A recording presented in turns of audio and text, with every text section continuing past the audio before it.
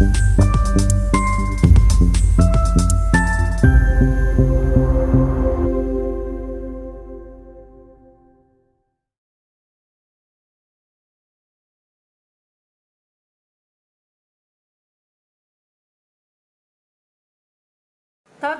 Shalom, berjumpa lagi dalam YouTube channel Tanya Aja Pasti Kujawab. Berikut ini kita akan menyaksikan sebuah video diskusi lintas agama di mana di dalam diskusi ini Edis TV akan menjelaskan dan akan membukakan akan pemikiran banyak orang tentang siapa sebenarnya Nabi Muhammad.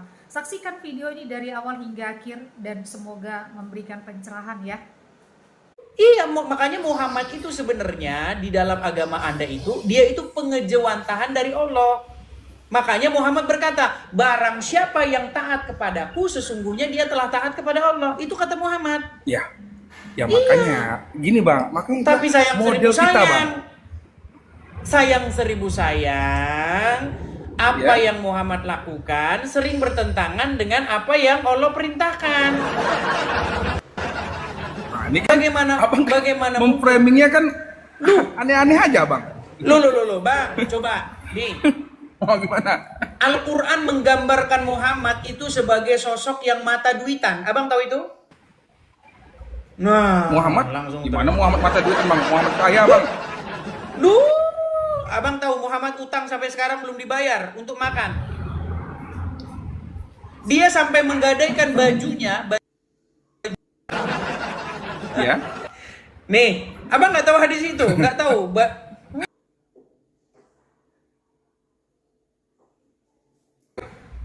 Nah, saya tahu. Kalau itu saya tahu tuh. Oke, abang tahu Muhammad digambarkan sebagai sosok yang mata duitan?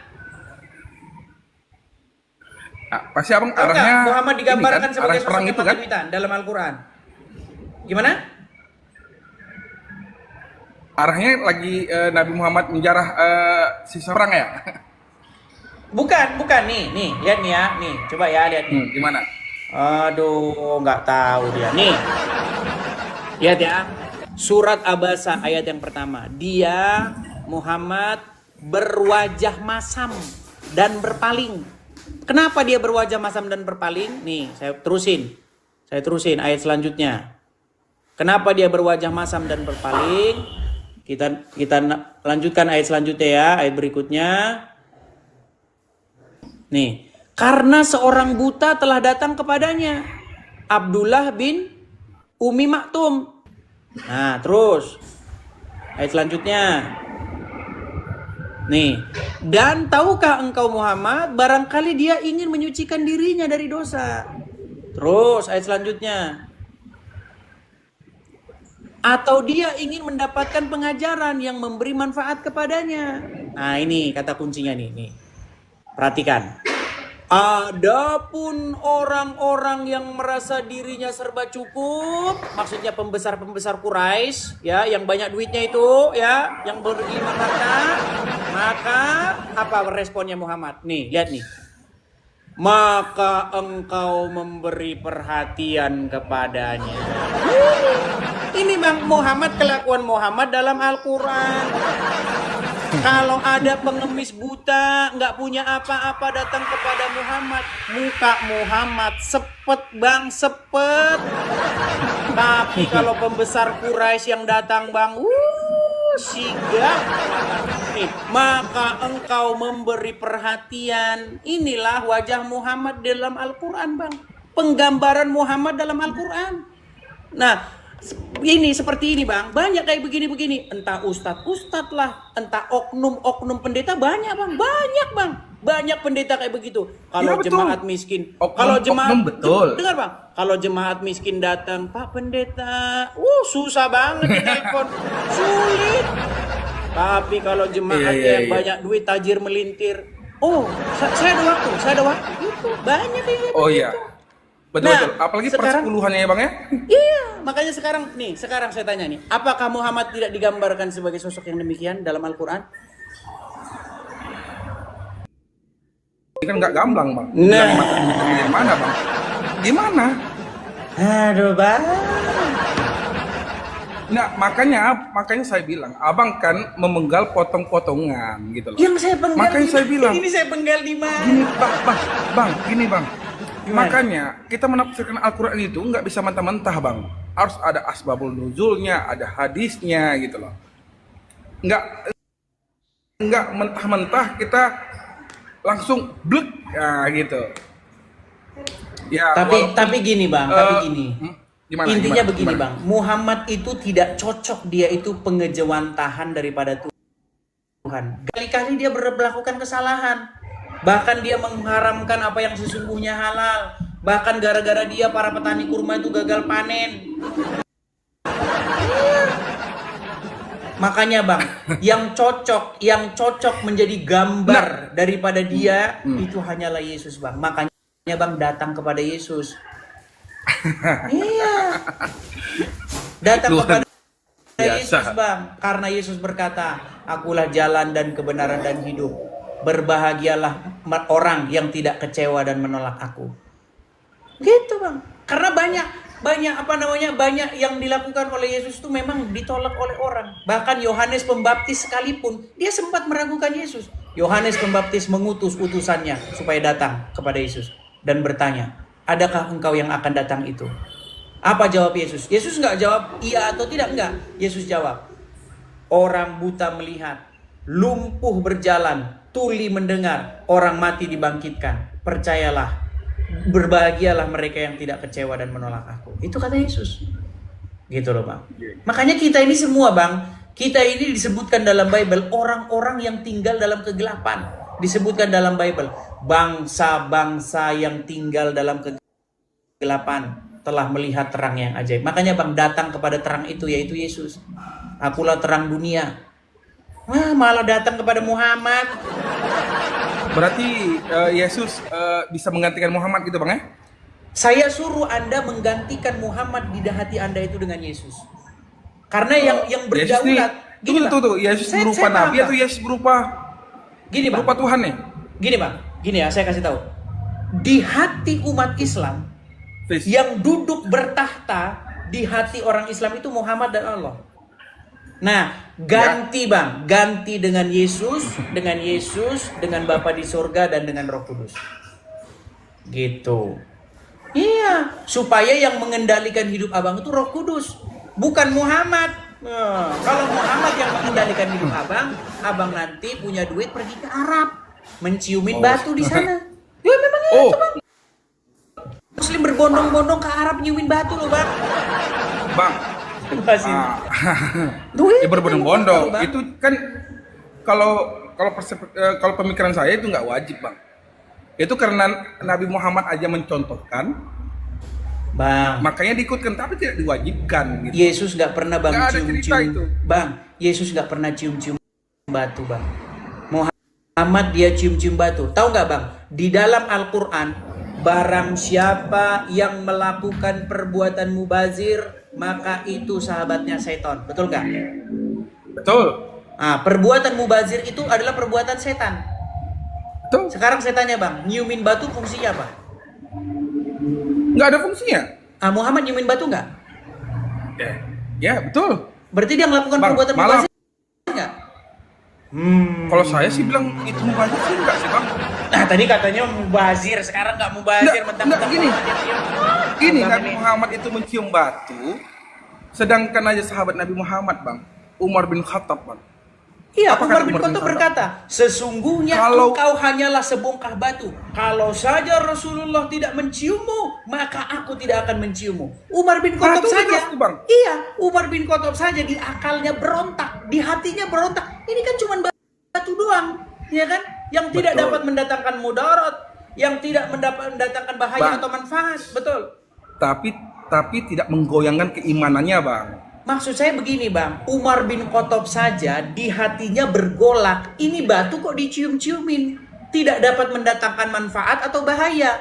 Tapi karena Rasulullah menciummu, maka saya menciummu. Artinya Umar bin Khattab tahu bahwa itu perbuatan mubazir, nggak mendatangkan manfaat, nggak datangkan bahaya. Padahal dalam Al-Quran dikatakan apa? Barang siapa yang melakukan perbuatan mubazir, maka itu sahabatnya syaitan, betul? Ya. Ayat itu betul. Nah, Muhammad melakukan perbuatan mubazir nggak? Kalau saya sih nggak mubazir itu, Bang. Terus apa manfaatnya cium-cium batu? Mubazirnya apa? Iya, mubazir. Oke, dari sekarang mana saya Abang tanya bisa apa bilang mubazir? manfaatnya cium-cium batu coba?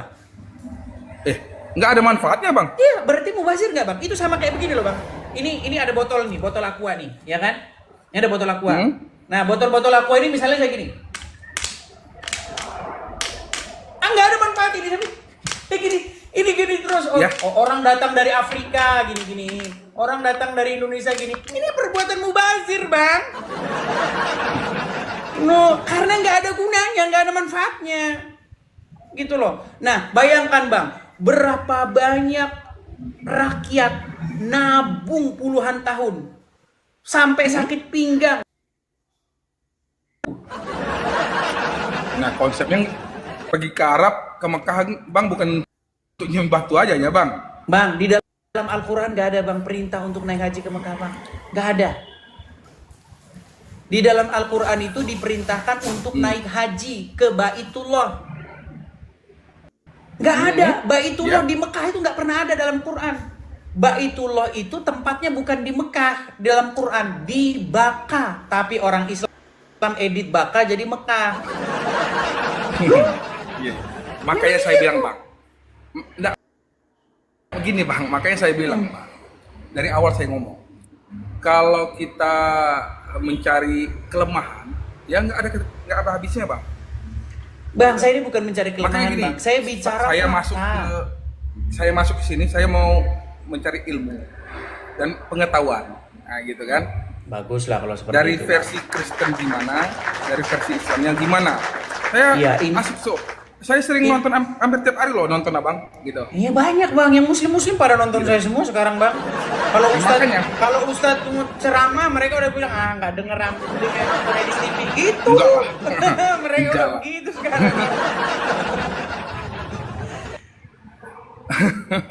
Lu iya memang banget aku. Dia ketawa dia kan. Enggak gini. Jadi memang saya ini Bang. dibenci tapi dirindu bang, jangan salah.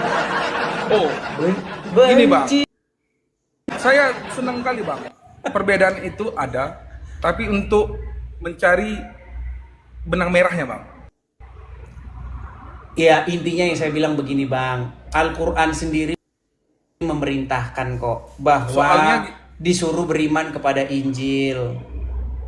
Nggak salah, artinya nggak salah kalian beriman kepada Injil. Makanya di rumah-rumah orang Muslim itu harus ada Injil di situ. Jangan malah kitab-kitab yang sesudah Al-Quran. Tapi kan di rumah Muslim, loh, kalau kita main ke rumah orang Islam bang, di rumahnya kitab-kitab sesudah Al-Quran yang banyak. Contoh Bukhari yang bilang Muhammad nyuruh minum air kencing hewan. Ayo, apalagi kitab fikih, kitab kuning, kitab yang bilang Muhammad kena sihir. Kan kitab-kitab itu yang ada di rumah orang Islam. Padahal Al-Quran memerintahkan beriman kepada kitab yang sebelumnya, sebelum Al-Quran. Tapi orang Islam malah beriman kepada pil koprol. Jadinya kebalik. Enggak gitu lah bang. Konsep enggak gitu bang. Konsep pemikiran enggak gitu juga bang. Konsep pemikiran, makanya saya bilang bang, setiap di tulisan Al-Quran itu ada asbabul nuzul, ada hadis. Makanya kalau kita baca Al-Quran, mentok dia di situ aja, nggak akan connect dan nanti bang. Ada beberapa yang nggak connect gitu. Makanya ada runutan-runutan. Tapi Al-Quran mengatakan loh bang, bahwasanya Al-Quran itu lengkap, teliti, menjelaskan segala sesuatu. Tapi sayang, memang orang Islam gak ada yang baca. Kelihatan nggak di sini di layar? Kelihatan? Alif Lam Ra. Inilah kitab yang ayat-ayatnya disusun dengan rapi, kemudian dijelaskan secara terperinci. Terperinci bang. Tapi kalau orang Islam bilang Quran itu nggak rinci, Quran itu cuman menjelaskan umum-umum. Rinci. Quran bilang Quran rinci, umat Islam bilang Quran tidak rinci, makanya pergi ke hadis. Hadis katanya yang rinci. Makanya saya Saya bilang bang, setelah saya pelajari agama Islam bang, apa yang dibilang Ustadz kepada saya dengan apa yang saya temukan dalam Al-Quran nggak sama, beda. Dulu saya waktu pertama belajar agama Islam bang, saya belajar agama Islam, saya pelajari. Apa yang dibilang Ustadz dengan apa yang dibilang Al-Quran beda jauh bang, makanya saya tinggalin berguru sama Ustadz. Gitu. Oke lah bang, kita kapan ya bang ya? Oke, terima kasih bang. Terima kasih, makasih Bang Sandi, saya turunkan. Oke. Begitu ya teman-teman ya. Mungkin teman-teman juga udah mau makan siang, teman-teman. Sekali lagi, teman-teman di akhir acara ya, teman-teman saya bolehlah iklan ya teman-teman ya. Teman-teman, mari teman-teman sukseskan support pendirian kolektor Rumah Apologet di sini ya teman-teman ya. Jadi kepada teman-teman yang punya berkat berlebih, teman-teman bisa support pendirian atau kolektor Rumah Apologet. Jadi saya punya mimpi, saya punya angan-angan teman-teman, saya bisa berapologet dari sini. Tapi teman-teman saya berapologet itu ada kediamannya teman-teman ya.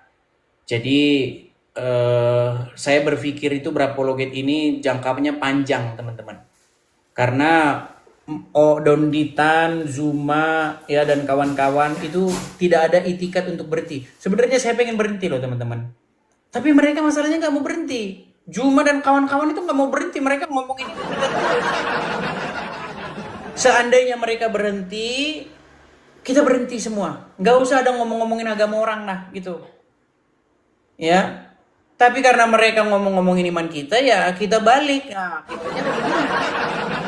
ketika mereka ngomong kita, katanya dakwah. Ketika kita jawab namanya penistaan. Jangan begitu ya. Jadi teman-teman, mari kita sukseskan ya. Kita ingin mendirikan Rumah Apologet di sini teman-teman sebagai tempat untuk kita berapologet ya. Kepada teman-teman yang punya berkat berlebih, teman-teman bisa support di sini ya teman-teman ya. Ini banknya, ini nomornya, teman-teman bisa support di sini. Nah, kepada teman-teman yang nonton di YouTube ya, di rekening yang berjalan, Zelle juga ada di situ teman-teman. Kepada teman-teman yang punya bank di US. Oke teman-teman ya, saya rasa ini saja dulu teman-teman. Kita rehat dulu. Mudah-mudahan nanti malam kita bisa siaran lagi. Mudah-mudahan, tapi nggak tahu ya apa kuat atau nggak saya. Karena sehari itu 3 jam siaran itu udah capek teman-teman. Capek banget. Kering, haus, bibir, ya seperti itu. Mudah-mudahan bisa lah 2 kali. Cuman kita belum ada jadwal yang pasti teman-teman. Karena belum ada tempatnya, belum tempat tinggalnya belum ada. Jadi kita belum bisa rutin begitu, jamnya masih nggak nentu. Banyak yang ngomong terima kasih banyak yang ngomong bang siarannya jam berapa aja sih, yang nggak nentu karena belum jelas teman-teman, masih nggak jelas statusnya, masih nggak jelas. Oke ya, jadi gitu ya teman-teman ya.